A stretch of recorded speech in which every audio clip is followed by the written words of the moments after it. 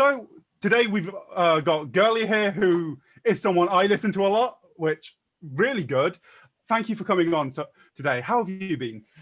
I've been good, yeah. How are you? How's it going in your lockdown? Pretty good. Slightly annoyed college got cancelled, but what can you do? Yeah, that's like the main bummer I feel as well. Mm. I mean, like I'm not in education in it anymore, but like so many of my friends are at uni or are just like, cool, what do I do? Yeah. What am I meant to do for the next like half a year? Yeah, are you doing like all the online classes and stuff?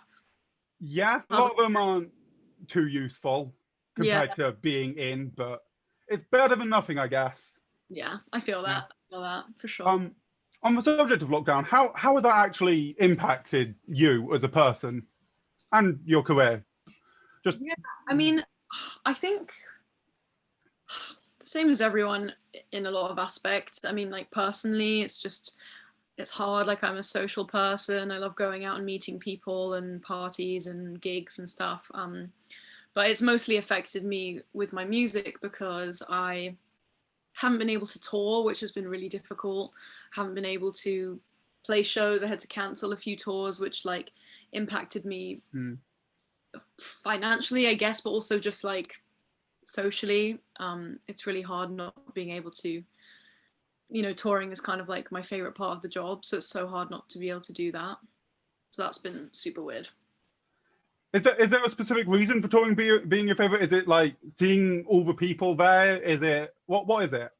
Yeah, I think because I love the human connection of it all. I kind of struggle with social media, to be honest, in the fact that it doesn't feel real sometimes. It's just kind of numbers and usernames. And like actually seeing real people like vibing to your music and meeting people, is amazing.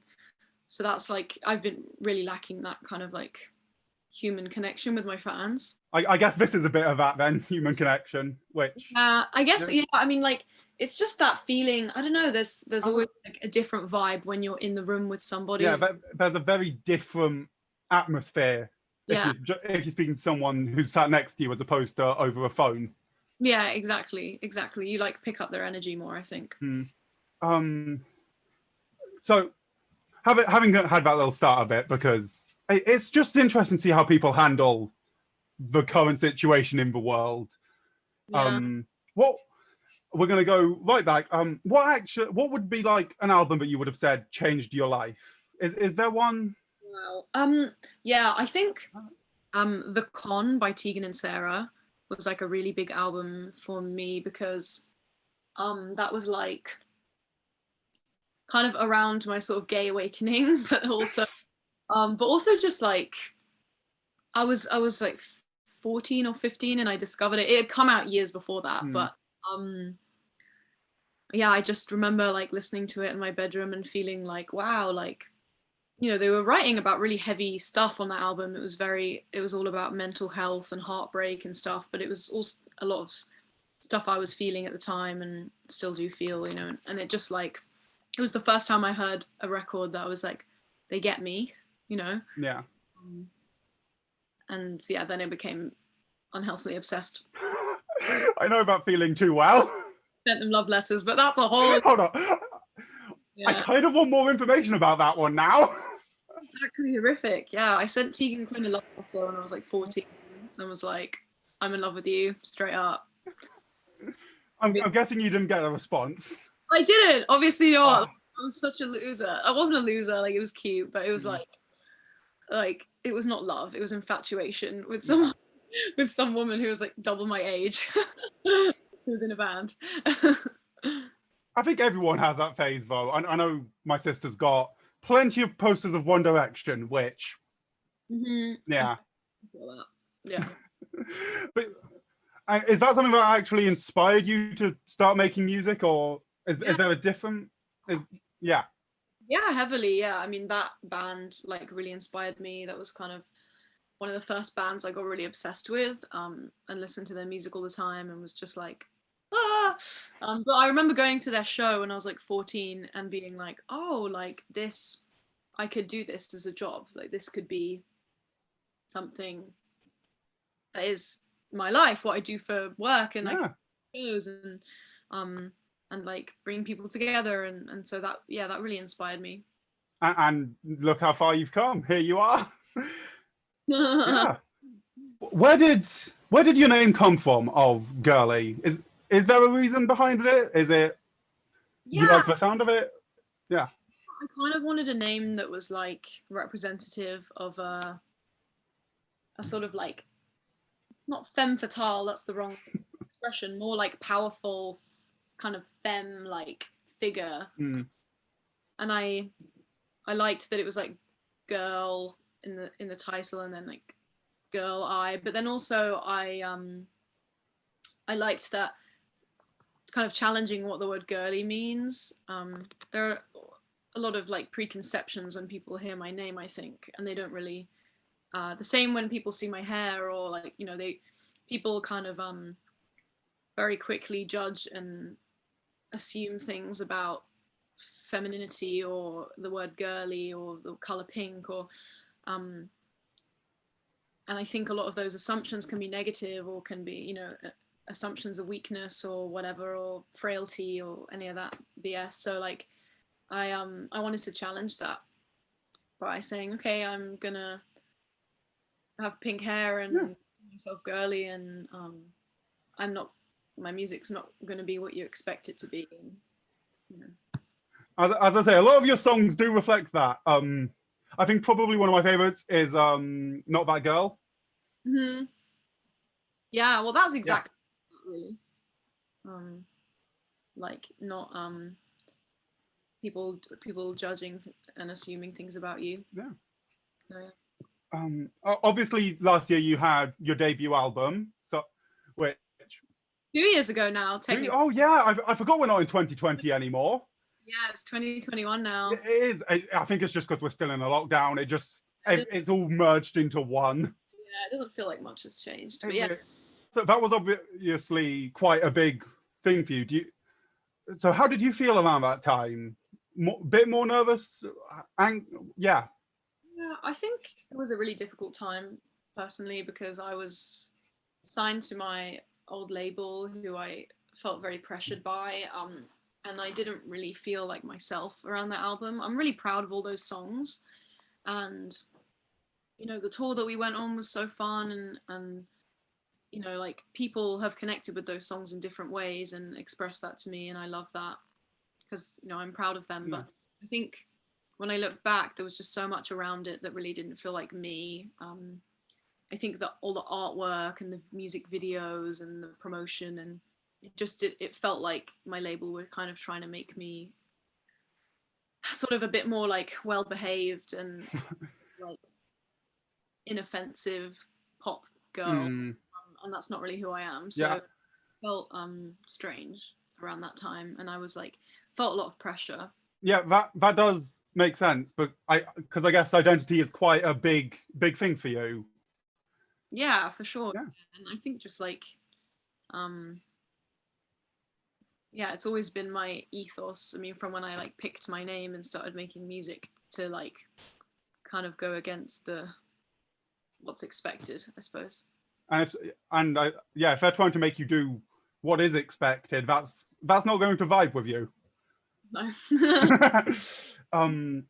Obviously, end of last year, you had Letter to My Ex come out, which that was quite big. And then tomorrow, you also have a song dropping. So Yeah.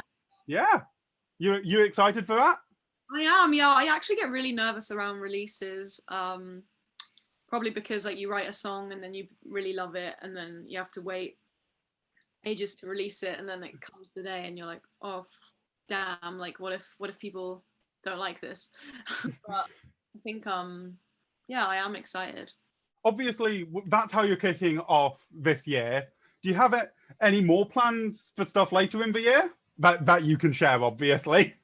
I do, yeah. I have actually a really, really big thing to announce, but that's being announced on the 1st of February. So look out for that. I will. But all Most these definitely will. songs I've been releasing the past couple months are part of something bigger. So like that's coming. And I have my YouTube series as well, which You do? Yeah. The next episode that's coming, I'm really, really excited about, because the next guest is Nadia from Pussy Riot. Ooh. It's gonna be great. They're awesome, feminist band from Russia. So it's exciting. Obviously, I'm assuming from that you're quite a fan of that sort of music. I'm a fan of everything. Yeah. Like I think kind of everyone today is, because we have access to everything. We don't need to like choose the record that we want to get from the record shop. I think everyone of our generation has a really eclectic music taste, which is so cool, because I think genres are really like blending now, way more than they used to. That kind of every artist is cross genre now, which is sick. It's funny, like when you see everyone's like Spotify, Apple Music Wrapped at the end of the year, and it's just the most random stuff on there. Like my best friend's, her top 2 were like Carly Rae Jepsen and then like Metallica. It's just like... I think I'm trying to figure. I think my top 5 genres were actually relatively close, apart from one of them. Because the random one was otacore, which is like video games and anime music. But then I had like punk rock, Riot Girl in the other as like the other top ones, and I'm like, one of these is not like the others. What was your Spotify Wrapped like last year?